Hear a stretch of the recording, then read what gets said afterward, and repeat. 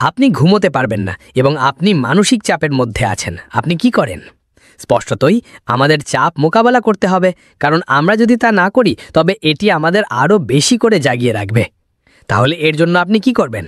ঠিক আছে, আপনি কিছু শ্বাস প্রশ্বাসের ব্যায়াম করতে পারেন, আপনি হাঁটতে যেতে পারেন, আপনি কিছু শান্ত সঙ্গীত শুনতে পারেন, আপনি ল্যাভেন্ডার সুগন্ধি তেল দিয়ে অ্যারোমা থেরাপি চেষ্টা করতে পারেন, আপনি গরম স্নান বা গোসল করতে পারেন।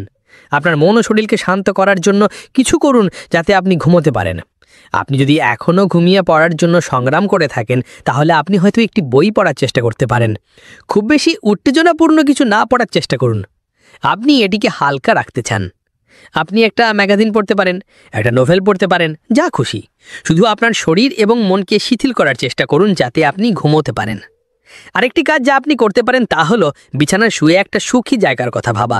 এমন একটা ইতিবাচক স্মৃতির কথা ভাবুন যা আপনাকে ভালো বোধ করাবে।